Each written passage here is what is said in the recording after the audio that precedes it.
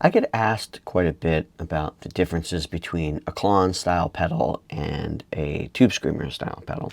I wanted to go over some of the very basic differences between them and show you a few of my favorites, and just to hopefully make you aware of some of the basic characteristics of each of them. I'm not going to do any playing in this video. I'm going to just really kind of talk about the variety in the tone. One of the biggest differences is within the natural EQ curve that occurs in the pedal, right? So all pedals or dry pedals are going to impart some sort of EQ variation on your signal chain. So a Klon has a much higher mid-range effect on your sound. The Tube Screamer is more low mids. Right? So immediately there's a difference in the frequency range that the pedals are coloring your signal, right? So there are times when I want more of that low mid-range fullness, and there are other times when I want really that punchy and crunchiness of the Klon. Okay, so there also tends to be a bit of a difference in, I would say, the compression of the pedals. I find the Klon to be a much less compressed pedal than the Tube Screamer. The Tube Screamer is fairly compressed, right? It's a very soft kind of low end to it. It even kind of truncates your low end. So it chops a little low end off. It's very kind of compressed and soft sounding, more low mids, right? Not a very brash, harsh pedal. The Klon is, I also find, kind of attenuates the low end a bit, but it's a little tighter and there's a little bit more dynamics to it. And it's got a little bit more of an upper mid-range punch to it. This is something I think a lot when I'm thinking of pairing it with amps, right? What amp am I going to pair it with? What am I trying to complement or fix, right? So sometimes if I'm using an amp that is maybe too dynamic, I might like to use a Tube Screamer because it has some natural compression built into it, right? There might be other times where I don't want my signal to be as overcompressed. I want a little bit more of the dynamics from the Klon that I'll use. Now, I will say about the Klon really wasn't designed as an overdrive pedal, so to be calling it an overdrive pedal is not true to the original design of the pedal, although people do use it that way and there's no rules. It was originally designed as a boost pedal to push the front end of a hot amp, meaning an amp that's already being broken up. So imagine a Marshall or a Vox or a Tweed Fender that is already getting a little crunchy. You put the Klon in front of it. The Klon gives you a boost and a little hair on top of it. So it's more of a combination effect of taking the grit from the pedal and matching it with the grit of the amp, and those two things combine and they kind of make this glorious sound. And that is how Bill Finnegan designed the pedal to work, not so much into a clean amplifier, though sometimes I use it as basically like a preamp with very little gain on it or distortion on it, and I just use it to sweeten up an amp sometimes, and it works wonderfully as that. I don't often use it as a sole overdrive pedal. The difference between them two is that the Klon is a hard clipping device and the Tube Screamer is a soft clipping device. So they are inherently different in their design. Let's talk about some of my favorites for these pedals now. For the Klon choice, I've been using the KB2 from FSC Instruments. It's basically a Klon with an extra boost channel, which is nice if you need to get a little bit more crunch out of it. The boost is pre-drive, so you can make it a little crunchier and just get more gain for a solo or for a rhythm part. I really like the addition to that because the original Klon didn't have that, so it's like it gives me more variety because sometimes I do need more gain. I don't always want to be living at that level, so it gives me some flexibility. It's a really wonderfully designed pedal and it sounds really authentic, and you'll find that the Klon replicas tend to vary a little bit in their authenticity. This one, it really nails it, and I think it's the closest that sounds to the Klon KTR and the original Klons.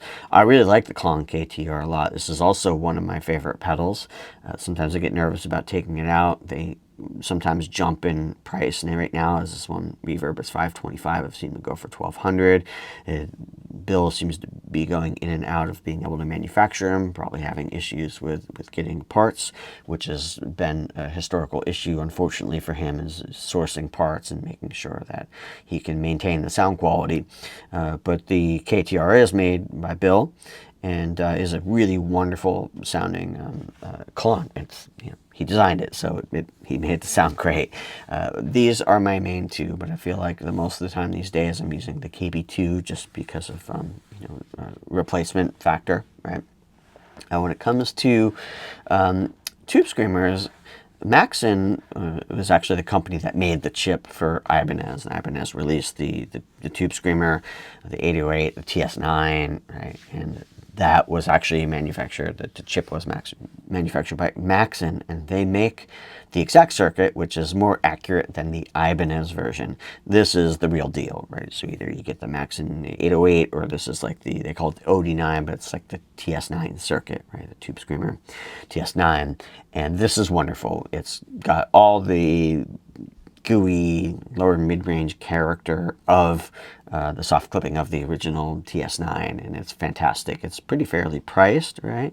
They're made very well. I would say the only thing I don't like is the button as much on it. It's got like the square kind of soft button on it, which I much prefer just the traditional button, which we'll see on this JHS Bonsai, right? And this is wonderful. They've managed to put all the variations of the tube screamer pedals inside one, because there were very little variations in the circuits. There was just tiny modifications, so they were able to fit all the modifications from the various tube screamers inside the pedal, and I think they've really done a wonderful job with this. It really sounds great. It sounds like a tube screamer, and the advantage is that you get a variety of the tube screamers inside one pedal, which is flexible. I find myself just choosing one for a gig. It doesn't often stay the same one. If I'm doing two different gigs, sometimes I choose different tube screamer models, but often I leave it there and it's parked for the whole gig. But of course, you can proceed however you like. But they are inherently different pedals. And I will say that in the flip side to talking about the Klon not being intended to be used as an overdrive pedal, the tube screamer was intended to be used as an overdrive pedal, and some people use it as a boost pedal. They'll turn the drive all the way down and the volume up really high so that they can push an amp more into saturation for solos. And this was a common trick for people playing with Marshalls in the 80s to get a little bit more of a lead saturated sound. Say like the JCM 800s or such, they sound awesome when the preamp gain and the master volume's hot, but it's not as much gain as you would expect. So some people would use the tube screamer with the drive down, volume up, just to push the front end of those Marshalls a little harder and get more saturation out of it. But you also get a little bit more richness from the lower mid-range, and the Marshalls tend to be a little bit more like kind of like an upper mid-range sound. So the lower mid-range push and the softness of the soft clipping really is a nice combination when you're using this to push an amp that is already kind of cranking and dirty into more saturation. So it's kind of interesting how both these pedals are being used in a manner that they weren't initially designed for, and that's the kind of the fun of experimenting with gear and pushing it and seeing what you can do with it outside of its original intention. So that's my take on them. What one is right for a gig, it really depends on what you're trying to go for. I think that the Klon is a little chimier, and I think that the tube screamer is a little softer sounding. I spend time with each of these pedals in my rig and trying to understand how they affect my dynamics and overall tone and how they pair with other pedals and sounds. My whole rig, right? Guitar, I want to know what I'm using on a gig. Before I do a gig, I generally spend some time swapping out pedals on the pedal board and feeling out what's going to be appropriate for the collection of songs I'm playing on the gig. So I don't have a set it and forget it pedal board. I'm often swapping out pedals and just considering what will be best. So it's worth getting both of these to try. There's a lot of places that will allow you a trial period to try pedals before you send them back to see if you like them. But I keep actually a couple of each, in my collection at all times, because I use both. And if one goes down, I always want to make sure I have a backup. So I do have backups for every style of pedal that I have. So let me know if you're digging this. Subscribe to the channel, like the video, leave comments, and check out my blog, Anatomy of Tone. I also have some blogs up there about the various Klon pedals and tube screamer pedals. So until next time.